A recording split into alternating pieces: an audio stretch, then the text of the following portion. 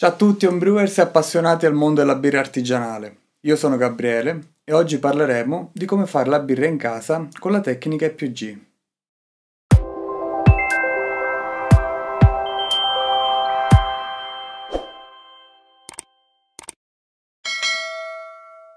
La tecnica E+G prevede l'utilizzo di estratti di malto, grani speciali e luppoli freschi.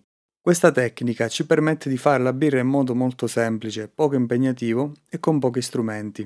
Si tratta della tecnica con cui ho iniziato, ho fatto 13 cotte con buoni risultati come inizio. Con gli estratti non abbiamo bisogno di eseguire il lungo processo dell'ammostamento, nel quale l'amido contenuto nel malto viene convertito in zuccheri semplici. Gli estratti contengono già gli zuccheri semplici ottenuti dal malto, utili per la fermentazione. A differenza dei kit pronti però, in cui il malto è già selezionato e caratterizzato in base allo stile di birra ed è già luppolato, gli estratti di malto invece contengono soltanto gli zuccheri del malto base. Ci sono estratti chiari come l'extra light, il light e quelli più scuri come amber e dark. Con la tecnica E+G, come abbiamo detto nel precedente video, abbiamo libera scelta sulla ricetta della nostra birra. Possiamo anche prendere spunto da ricette per birre all grain e tramite una semplice conversione possiamo sostituire il malto base in ricetta con gli estratti. Gli estratti infatti a parità di peso contengono più zuccheri semplici del malto in grani, quindi apportano una maggiore densità al mosto. Un chilo di estratti secchi fornisce infatti la quantità di zuccheri pari a 1,6 kg di malto in grani, quindi bisogna moltiplicare il malto base in ricetta per 0,6 e otteniamo la quantità di estratto di malto secco da utilizzare. Con gli estratti liquidi invece, essendo idratati, il calcolo è differente, bisogna moltiplicare per 0,75. Il mio consiglio è quello di scegliere sempre l'estratto di malto più chiaro, come l'extra light, e di raggiungere il colore previsto in ricetta con i malti speciali, come i malti crystal, caramello, chocolate, black. Se vogliamo fare una birra ambrata, ad esempio, non utilizzeremo l'estratto amber, ma sempre l'estratto extra light e inseriremo in ricetta malti caramello. In questo modo la fragranza dei malti speciali risulterà più piacevole di quella degli estratti scuri. Il processo inizia con la macinazione dei malti speciali, che possiamo eseguire con un mulino a rulli specifico oppure con un mulino a dischi. L'importante è che la macinatura deve essere grossolana. I grani devono essere schiacciati e frantumati, ma non bisogna sfarinare, perché la macinatura troppo fine libera tannini dalle glumelle e rende più torbido il mosto. I tannini sono quelli che conferiscono astringenza ed è una caratteristica che non vogliamo nella nostra birra finita. Se non disponete di un mulino, potete utilizzare su piccole quantità anche un pestello da cucina, oppure potete reperire una vecchia macchina della pasta con rulli lisci e modificare i rulli per renderli ruvidi. Un'altra alternativa è quella di chiedere a un'azienda locale di macinare per voi il malto, specificando ovviamente il tipo di macinatura che volete ottenere. Ci sono molti fornitori che a richiesta possono macinare il malto che acquistate. Ricordiamoci che dopo che il malto viene macinato deve essere utilizzato nel breve termine per conservare le proprietà organolettiche. Una volta macinato, il malto va raccolto nell'apposita sacca filtrante e va messo in infusione con acqua 70-75 gradi, purché mai sopra gli 80 gradi, perché oltre quella temperatura avviene l'estrazione dei tannini dalle glumelle. Per l'infusione sono sufficienti 30 minuti. Possiamo utilizzare tutta l'acqua prevista in ricetta fin da subito, oppure tenere da parte un paio di litri che possono essere utili per sciogliere l'estratto di malto secco. Per una ricetta di birra di 23 litri netti, consideriamo quindi almeno 28 litri di acqua con cui iniziare, poiché 4-5 litri evaporeranno durante la bollitura e un'altra piccola parte di acqua va persa per l'assorbimento dei malti e dei luppoli. Quindi possiamo iniziare con 26 litri e conservare 2 litri per idratare l'estratto di malto secco. Terminata l'infusione, prepariamo l'estratto di malto. Se usiamo quello secco, possiamo aggiungerlo lentamente direttamente in pentola per non formare grumi, oppure si può reidratare un altro contenitore aggiungendo un po' di acqua, aiutandoci con un mixer a bassa velocità. Quindi aggiungiamo l'estratto di malto in pentola e mandiamo il mosto in bollitura. Prima che inizi la bollitura, prepariamo il nostro primo luppolo. È importante che la bollitura sia vigorosa, quindi regoliamo l'intensità in modo da ottenere un risultato simile. Partita la bollitura possiamo gettare il primo luppolo. Il luppolo può essere gettato liberamente in pentola o tramite delle sacche apposite oppure ci sono i più comodi hop spider in acciaio. Ogni ricetta prevede una o più gettati di luppolo di una o più varietà. Il primo luppolo che aggiungiamo è quello che conferirà l'amaro alla birra, poiché gli alfacidi contenuti nelle resine si isomerizzano durante la bollitura, cioè si sciolgono nel mosto durante una lunga bollitura.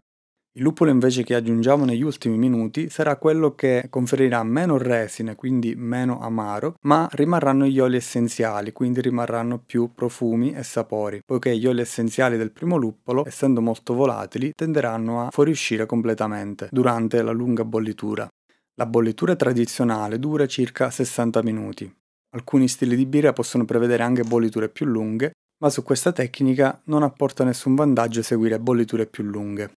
Terminata la bollitura, è importante procedere ad un rapido raffreddamento per evitare la produzione di aromi indesiderati, come il dimetilsolfuro o DMS, che è una sostanza aromatica che ricorda quella delle verdure cotte, dei cavoli o dei broccoli, poiché contiene zolfo. Un raffreddamento rapido, inoltre, previene anche i rischi di contaminazioni del mosto da parte di microrganismi presenti nell'ambiente. Senza raffreddamento rapido, per raffreddare 23 litri di mosto, ci vorranno svariate ore. Su questi volumi è essenziale quindi comprare un'attrezzatura apposita, come un chiller, cioè una serpentina all'interno della quale facciamo scorrere acqua fredda, che ci permetterà di portare il mosto da 100 a 20 gradi in circa 20 minuti. Le serpentine in commercio oggi sono in genere in acciaio inox. Si possono anche utilizzare serpentine in rame che si possono autocostruire a partire dai tubi idraulici. Quelle in rame sono più delicate poiché vanno pulite bene e asciugate soprattutto dopo l'uso o tendono a formare degli ossidi in superficie, un problema a cui si può sempre rimediare ma che comporta un po' di fatica e lavoro. Se non disponete al momento di nessun sistema di raffreddamento, un'altra opzione è quella di fare una bollitura di mosto concentrato, utilizzando metà di acqua per poi aggiungere alla fine l'altra metà fredda, in modo da abbattere rapidamente la temperatura. L'estrazione dei luppoli nel mosto concentrato non è esattamente uguale a quella del mosto con la giusta quantità di acqua. Potremmo anche fare una bollitura dimezzata di 30 minuti con la correzione dei luppoli per raggiungere le unità di amaro previste. Completato il raffreddamento, non ci resta che trasferire il mosto nel fermentatore, ben pulito e sanitizzato. Possiamo utilizzare il rubinetto della pentola se ne è provvista, oppure con un semplice sifone pescando dall'alto, sempre ben pulito e sanitizzato anche questo. Se abbiamo utilizzato luppoli liberi in pentola o luppoli in pellet, è utile fare anche il whirlpool, che consiste nel provocare un forte vortice nel mosto e lasciarlo riposare per 5-10 minuti. Questo vortice, per forza centrifuga, farà accumulare tutte le particelle corpuscolate al centro della pentola, permettendoci di travasare dalle estremità un mosto più pulito e povero di particelle. Se per caso dovesse trasferire comunque qualche particella di troppo, non preoccupatevi, finirà nel fondo del fermentatore insieme al lievito, senza provocare alcun danno.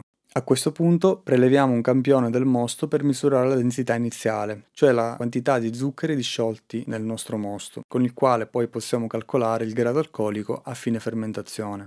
Se la densità iniziale combacia o è molto vicina a quella prevista alla ricetta, allora abbiamo conferma che tutto il processo è andato bene. Se si discosta invece molto, allora dovremo rivedere meglio qualche passaggio, che può riguardare il tasso di evaporazione, la quantità di acqua, di malto utilizzati o altre fonti di perdita. Quando la densità cambia molto, anche il carattere della birra ne risente. L'amaro in particolare si bilancia con gli zuccheri. Se il mosto risulta meno denso in zuccheri, allora la birra avrà una componente luppolata più evidente. Viceversa, se risultasse più denso in zuccheri rispetto al previsto, il luppolo risulterà meno evidente. Adesso non ci resta che aggiungere il lievito, mescolare e chiudere il fermentatore, mantenere le temperature ideali e lasciare al nostro lievito il lavoro di trasformare il mosto in birra. Della fermentazione però parleremo in un altro video. Come potete vedere, molte attrezzature potreste ritrovarle in casa, costruirle o adattarle. Ci sono comunque delle cose che vanno acquistate. Se dovete partire da zero vi servirà un mulino per cereali, ci sono buoni mulini già nella fascia tra gli 80 e i 120 euro, alcuni venduti senza base e senza motore. Il mio è un mulino Marg per cereali con rulli regolabili e si può acquistare anche il suo motorino con 70 euro. Qualunque mulino si può motorizzare anche con un trapano avvitatore. Una pentola capiente, 35-40 litri se dobbiamo fare cotte da 23 litri finali, dobbiamo calcolare in genere il 30% in più del volume che dobbiamo ottenere, poiché iniziamo la bollitura con un volume maggiore e durante la bollitura il volume del mosto tende ad aumentare notevolmente. Io ho iniziato con una pentola da 40 litri in alluminio, quelle classiche per fare conserve, sughi. Il materiale comunque da scegliere è l'acciaio inox. Sono più costose, ma è il materiale più adatto alla birrificazione per una serie di motivi. Una pentola di acciaio di 35-40 litri può costare sui 90-100 euro, di più se provvista di rubinetto e termometro. Un termometro a gabbia come questo, affidabile e resistente alle temperature di bollitura, vi servirà per monitorare la temperatura di infusione e il raffreddamento. Una sacca filtrante, cioè una sacca traforata a maglie fini dove va messo il malto macinato e che non lascia passare la parte più fine del malto. Un elemento raffreddante, i più economici abbiamo detto sono i chiller, vi consiglio di prenderlo un po' sovradimensionato perché raffreddare in meno tempo fa la differenza, oppure potete ricorrere al fai da te a partire da un tubo di rame e con gli innesti per l'acqua. Un fermentatore in plastica, consiglio queste tipologie a bocca larga, facili da pulire e spezionare. Consiglio di prendere anche un coperchio e un rubinetto di riserva. Un mestolo in plastica vi servirà per ossigenare e mescolare il lievito. Un densimetro con il suo cilindro test. Un sifone per travaso, un'asta da travaso che è quella che ci permette di riempire le bottiglie senza splashare, senza ossidare la birra, una tappatrice a colonna. Quindi in sintesi, per iniziare questa tecnica ci vogliono tra i 200 e i 400 euro, in base a quello che già potete ritrovarvi a casa e quello che potete costruire. A questa spesa vanno aggiunti ovviamente materiali di consumo come disinfettanti, sanitizzanti, tappi, spugne. Per quanto riguarda il costo delle materie prime, con questa tecnica, a causa del maggior costo degli estratti di malto rispetto ai grani, fare una cotta costa leggermente di più. Considerate che una birra normale, fatta con 1 o 2 malti speciali, 1 o 2 luppoli, comprese bottiglie di vetro, avrà un costo di circa 1,30 euro per bottiglia da 33. Se invece come me provvedete a recuperare e lavare le vecchie bottiglie, riuscite anche a togliere 45 centesimi e arriviamo a 80 centesimi quindi per una bottiglia da 33. Considerando quello che trovate nei supermercati a quel prezzo, è un ottimo affare. Bene ragazzi, con questo abbiamo concluso il video sulla tecnica E+G. Abbiamo cercato di sintetizzare e vedere un po' i passaggi chiave di questa tecnica. Per qualsiasi approfondimento, dubbio o chiarimenti sulle tematiche trattate, vi invito a scrivere sotto nei commenti. Vi ringrazio per essere arrivati fin qua, vi invito a mettere like se il video vi è piaciuto, iscrivervi al canale e attivare la campanella per le notifiche. Ci vediamo nel prossimo video.